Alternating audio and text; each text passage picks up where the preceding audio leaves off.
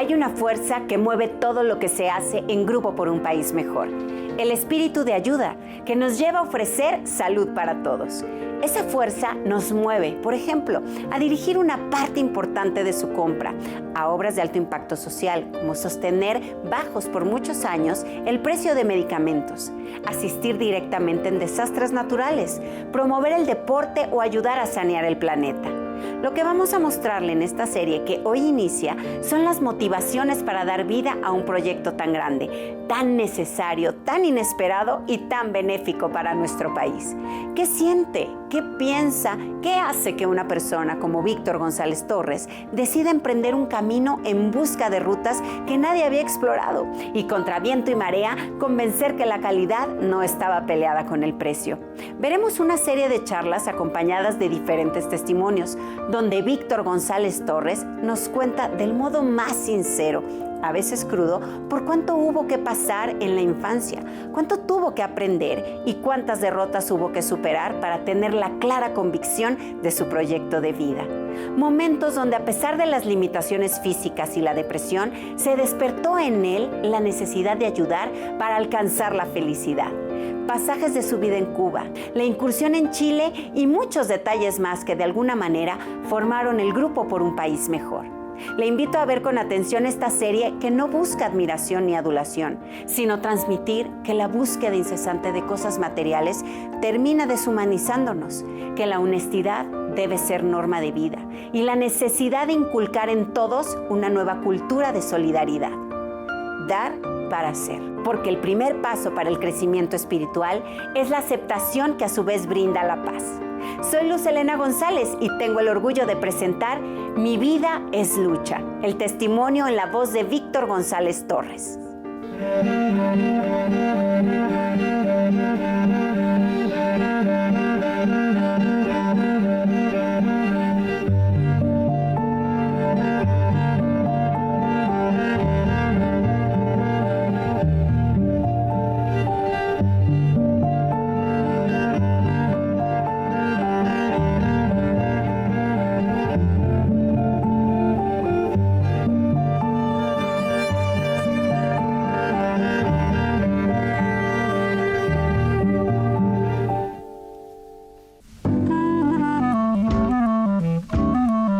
Es mediados del año 1947. Desde la colonia Polanco, al poniente de la floreciente capital mexicana, una comunidad en auge, con familias de clase media alta. Un automóvil toma camino hacia el pueblo de Santa María la Ribera, en el poniente del entonces Distrito Federal. Es una ciudad en expansión, como el mismo país, con el primer presidente civil, Miguel Alemán Valdés, quien no cumple aún un año en el cargo. Es un México de la posguerra, donde el censo de 1940 habla de un país con más de 23 millones de habitantes. En la radio se escucha el quizás, del compositor cubano Osvaldo Farrés y La Noche de Ronda, del gran Agustín Lara. Pero en la casa de la familia González Torres es lo que menos interesa. Margarita ha dado a luz a su sexto hijo y después de un parto complicado, el médico no da muchas esperanzas de vida a la criatura. Nací Alfonso, o sea que nací con defectos de nacimiento. El doctor que me atendió tenía hepatitis y fue su último parto. Después de mi nacimiento murió él. Entonces, desde mi nacimiento estoy en lucha. El niño no retiene ningún alimento. Alguien ha dicho que prueben con leche de burra. El auto atraviesa la ciudad para conseguirla. A mi mamá le dijeron, este niño no lo va a vivir. Hace 74 años y sigo vivo. Ese es el principio de mi lucha. Casi todos los días me llevaban en el coche mi nana y el chofer a conseguir leche de burra, porque otro de los problemas de Víctor es que no digería la leche. Y estuvieron tratando de 1000 formas hasta que lograron que la leche de burra sí la podía retener. Entonces diario acudíamos a un establo Entonces la ciudad no era tan grande, fuera de la ciudad, a traer esa leche, porque además debería ser fresca. Años después me enteré de que el por qué esa leche, cuando menos me decían a mí, era la más parecida a la leche materna. Y entonces eso le sirvió. Diferentes psicoanalistas afirman que infancia es destino. La primera edad del ser humano determinará el carácter de todas sus experiencias, del mismo modo que las relaciones al seno familiar, con padre y madre en primer lugar, de alguna manera marcan el modo en que cada individuo se proyecta hacia la adultez. Cuando él nacía yo tenía 8 años de edad. Entonces sí recuerdo mucho que mi mamá le tenía una atención muy especial. Y había un porqué, aunque en ese momento no lo entendía, de que había tenido mi mamá muchos problemas en el parto. Tuvieron que usar forceps y diferentes cosas. Y desgraciadamente lesionaron alguna parte de su cerebro. Eso trajo como consecuencia, y eso me llamaba la atención, que era un niño que se esforzaba mucho por hacer las cosas, pero le dio trabajo caminar, le dio muchísimo trabajo comunicarse.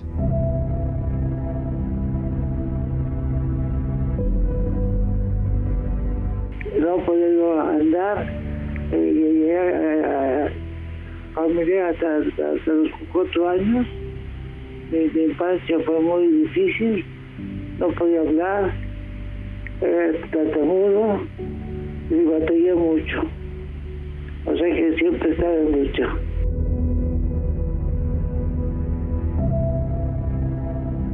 Él es un milagro de la vida y de la enorme decisión de mi mamá para que él viviera. 74 años después, Víctor González Torres hace un balance de lo que ha sido su vida. Una infancia complicada desde el nacimiento que solo sirvieron para templar carácter y sueños. Cuando iba a las clases de la escuela, me daba miedo hablar, entonces, porque no podía hablar, me muy torpe y todo eso. Fue una gran lucha. Eso marcó mi vida para todo. Pero siempre me proponía cosas y las lograba. En la escuela estuve en el Colegio México, en la primaria, y fui muy conocido porque siempre me sacaba el primer catecismo. Pero era un premio muy importante en esa escuela que se daba de todos los de un grado. Éramos como 200 en cada grado. Yo siempre me lo saqué. Estuve ubicado los últimos 3 años de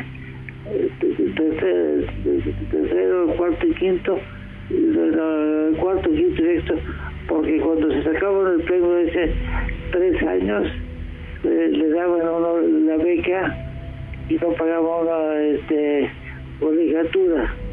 Ese dinero que eran, recuerdo, eran 600 pesos al año, pero daba de mi papá, y para mí era una fortuna a los 8 o 9 años, ¿no? Cuando era muy pequeño, cuando estaba en primaria, que él entonces tuvo el reto de aprenderse el catecismo y se lo sabía por detrás y por delante, por el final y por el principio, por respuestas y preguntas y respuestas.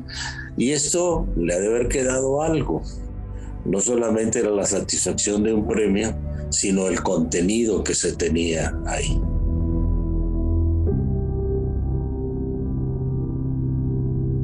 Que en la escuela lo que tenía de problema para caminar y para el habla, lo tenía de facultades. Tenía una memoria extraordinaria. Había un premio en esa escuela, un premio Eugenio Acenos, que año con año se lo ganaba. Pero bueno, se grababa los libros. Fui muy conocido en el Colegio México, pues siempre me sacaba el premio. Era un premio que consistía en aprender el catecismo y la historia sagrada, y yo me lo sabía al revés y al derecho.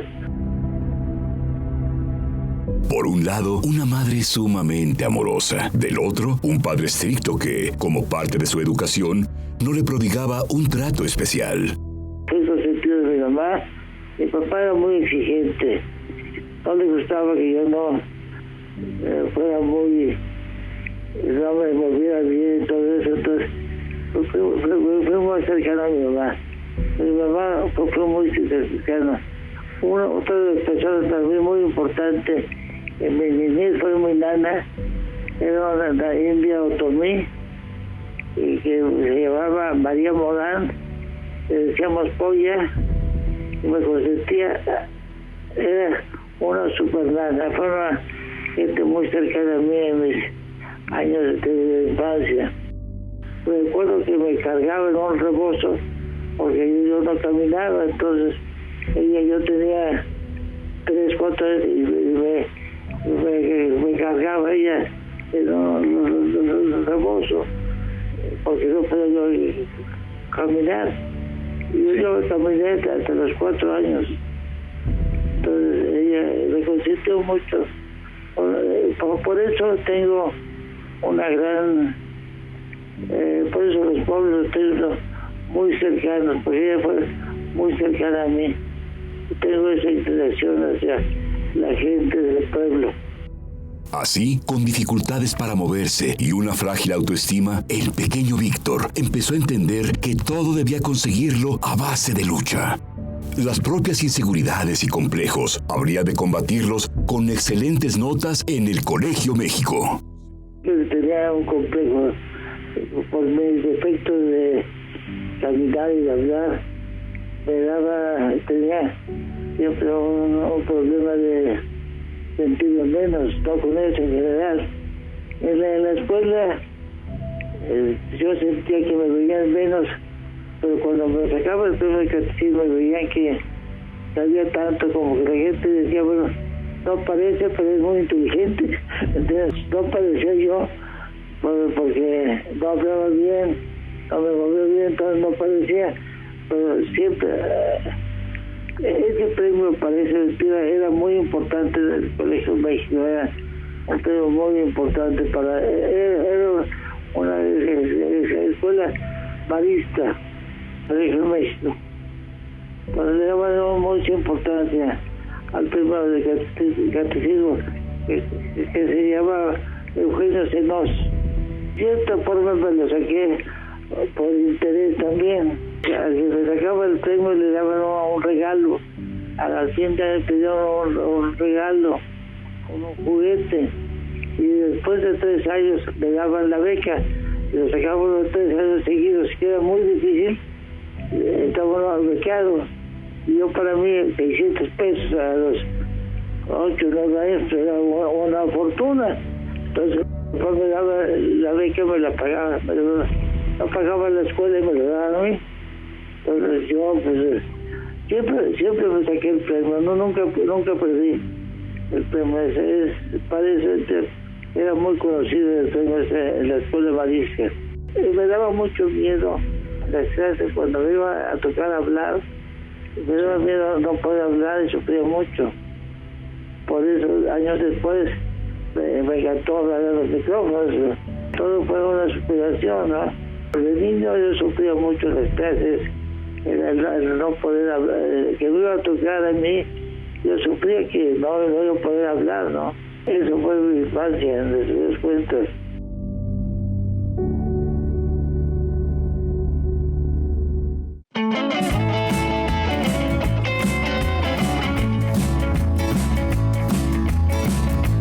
A unas cuadras de la casa materna, en Eugenio Sue, años después, se forjaría una amistad que perduraría por el resto de sus vidas. 2 niños se encontraban en el parque, más tarde en el camión escolar, en la escuela. Ahí se forjaría una amistad, casi hermandad, que se ha prolongado por más de 70 años. Bueno, nos conocimos no solamente jóvenes, nos conocimos de niños. Nos llevaban a jugar un parque cercano a la casa donde vivíamos. Estábamos a 3 cuadras de distancia, entonces pues nos llevaban a jugar al parque. Además de que nuestras familias pues se conocían, mis papás eran amigos de sus papás, mis hermanos también conocían bien amigos de los hermanos, o sea que hay una relación de mucho tiempo atrás, ¿no? Y pues a la fecha seguimos siendo muy buenos amigos, ¿no? Víctor efectivamente iba un año adelante de mí ahí en la primaria, y luego yo me fui a estudiar fuera un año, pero a ver, yo creo que el tema más importante, ¿verdad?, es que Víctor, con las dificultades que tuvo desde que nació, que tuvo lesiones cerebrales derivadas del parto, ¿no?, según entiendo. Tenía dificultades para caminar normalmente y para hablar, para expresarse. Entonces, pues en la primaria, a Víctor, los niños ahí, los compañeros de la escuela, pues a veces le hacían bullying, ¿no? Ya ve cómo son los niños, y en esa época pues no había tanta conciencia sobre ese tipo de temas. Entonces Víctor se tuvo que superar desde niño. Él no podía, participar en deportes, pero por otra parte su desempeño escolar fue muy bueno y tenía una memoria privilegiada. Me acuerdo que había un premio que daban ahí en el Colegio México, no recuerdo el nombre, pero él lo ganaba todos los años. Era un premio sobre las Sagradas Escrituras, sobre el catecismo. Tenía una memoria privilegiada. Entonces él tuvo que compensar esas deficiencias físicas con un carácter que se le fue haciendo cada vez más, con más temple, y desarrollando sus habilidades, ¿no?, intelectuales. Eso le sirvió enormemente en el transcurso de su vida. Así llegó la pubertad, no exenta de los problemas propios. La rebeldía, la estancia en el Internado México, el paso por diferentes escuelas, una trifulca en que se vio involucrado y cómo se reencontró con su padrino de primera comunión. Recorrí escuelas porque después entré al patio un año, después estuve en Cumbres un rato, después hubo un pleito muy grande de Cumbres y me fui a la Puebla, donde estaba mi hermano de rector, Enrique.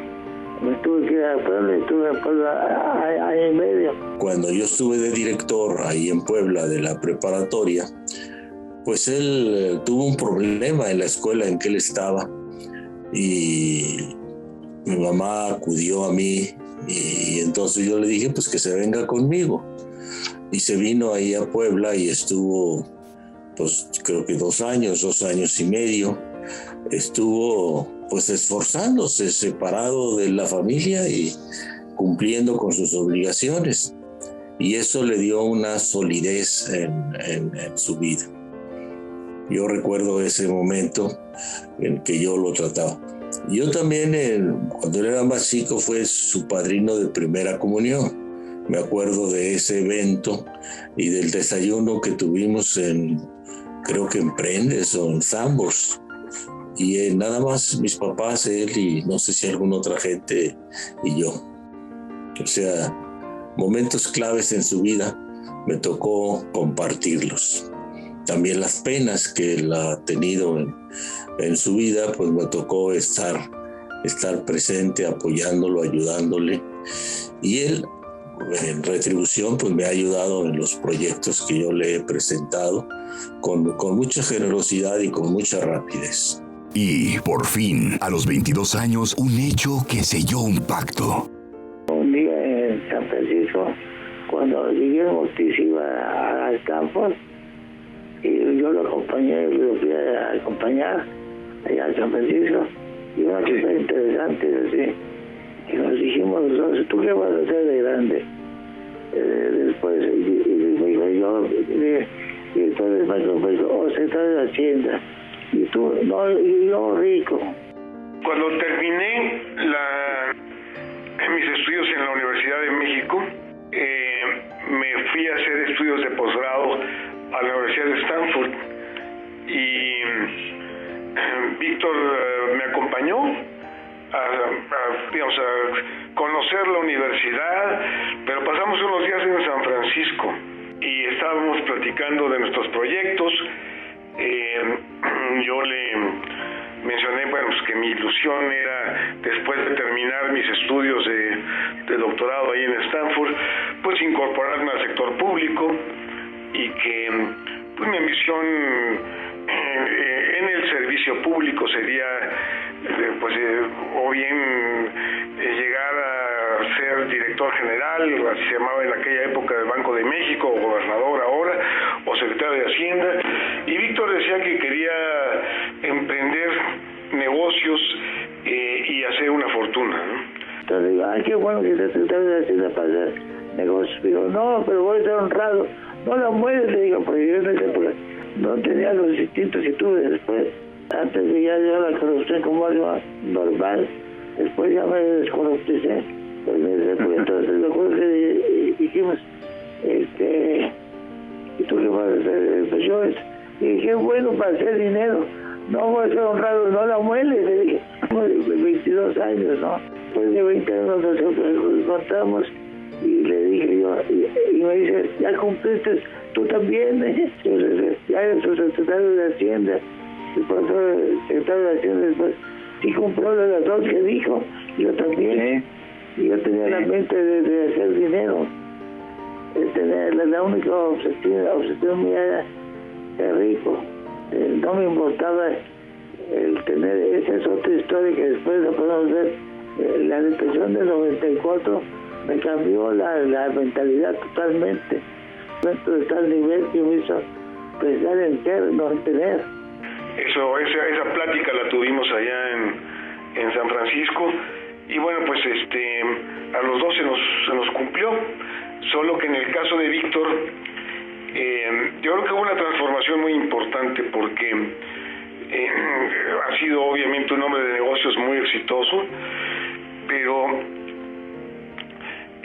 algo muy importante es que él ha tenido, bueno, sobre todo en los últimos 20, 25 años, una gran conciencia social. No puedo precisar el momento en que dio ese vuelco de ser únicamente un hombre de negocios a añadir esta dimensión de preocupación por la sociedad y por la gente, pero finalmente ese ha sido el tema dominante, ¿no? El buscar ayudar a la gente, obviamente también, bueno, haciendo un negocio, pero como que se invirtieron los objetivos, ¿no? El objetivo en los últimos 20 años o 20 y tantos años de Víctor ha sido más ayudar que hacer negocio. Víctor González Torres emprendió así un camino en la búsqueda de conseguir sus metas, pero pronto sabría que los sueños son eso y que la única manera de alcanzarlos es sobreponiéndose a cualquier sufrimiento. Mi motor principal siempre en mi vida fueron el dinero y las mujeres, antes de ser lo místico. Por eso es muy interesante cómo evoluciona, ¿no? Antes yo todo era ganar dinero y mujeres. O sea, el tener, ¿me entiendes? Las dos son tener, no ser. Por eso es muy interesante el cambio a ser, que es lo que puede dejar una bonita evolución, que es más importante ser que tener. Pero yo era de tener, quería tener dinero, por eso estudié contador, porque dije, esto me va para los negocios es importante. En realidad, la universidad me la pasé de noche, Son casi 70 años de amistad y pues para mí ha sido no solamente un buen amigo, sino también